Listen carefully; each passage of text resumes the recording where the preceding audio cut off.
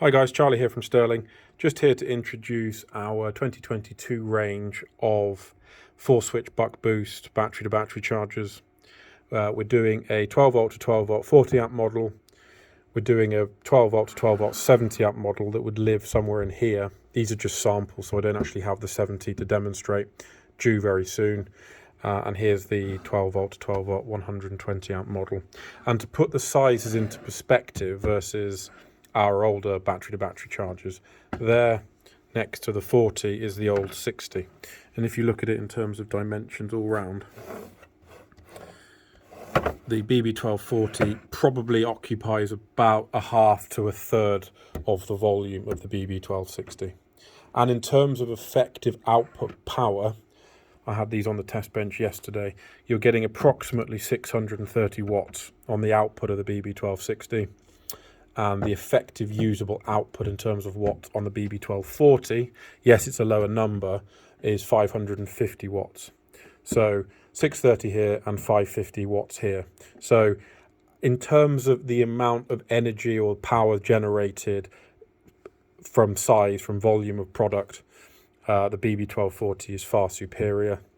In terms of efficiency, i.e. measuring power in versus power out, you're looking at 95 to 98%.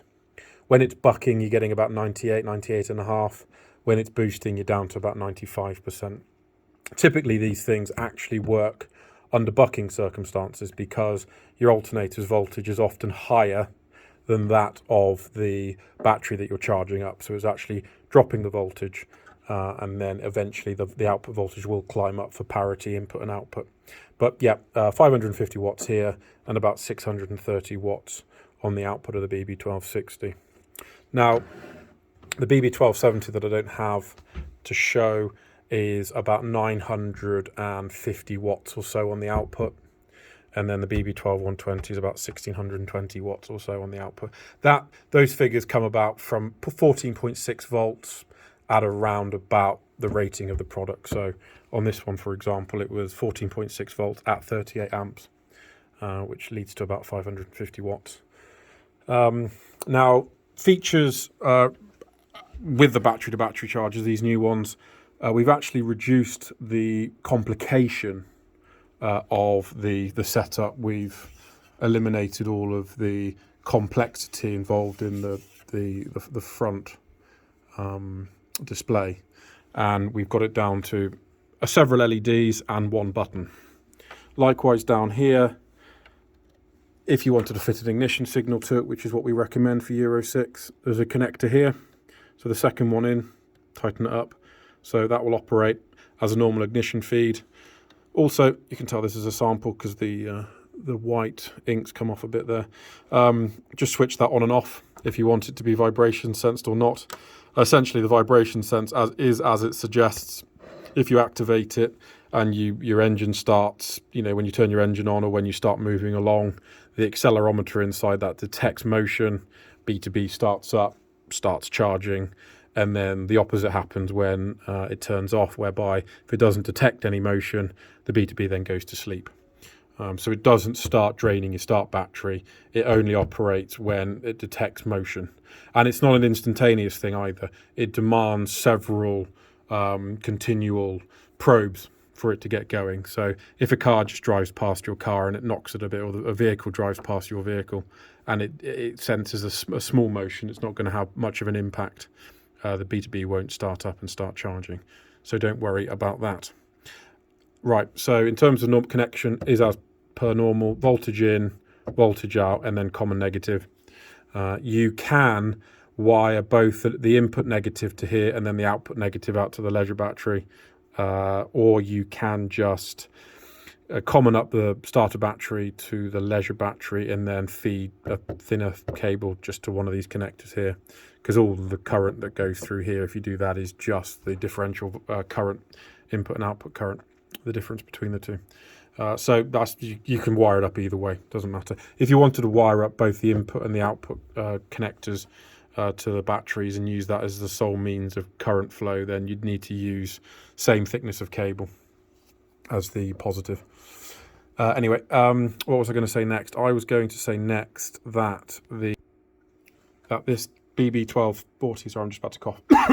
This BB1240, and it's unique to the BB1240 for now, is going to have what we call bidirectional charging or reverse charging, whereby starter battery connected here, let's say leisure battery connected here.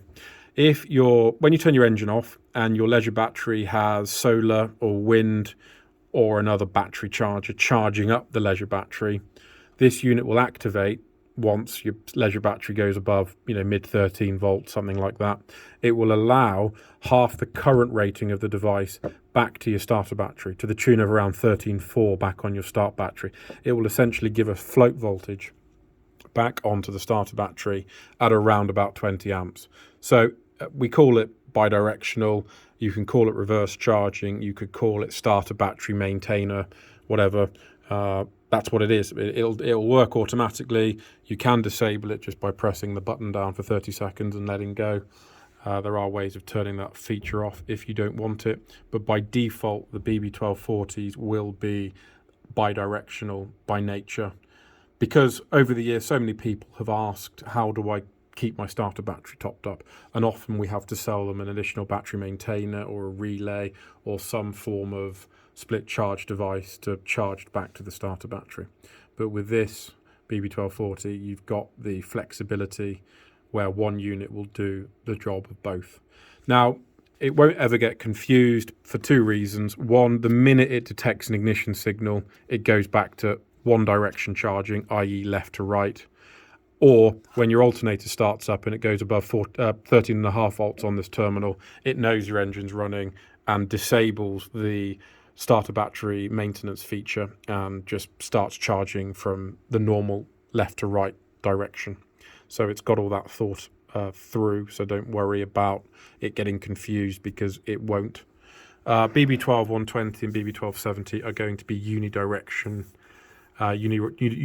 charging only for now. And I think that is it. But yes, it's a much more simple layout and much easier to use, simple to install. The features on it are important and useful, but they're not overcomplicated and it's not cluttered. So it should be an installer's paradise, really, with it, I'd say.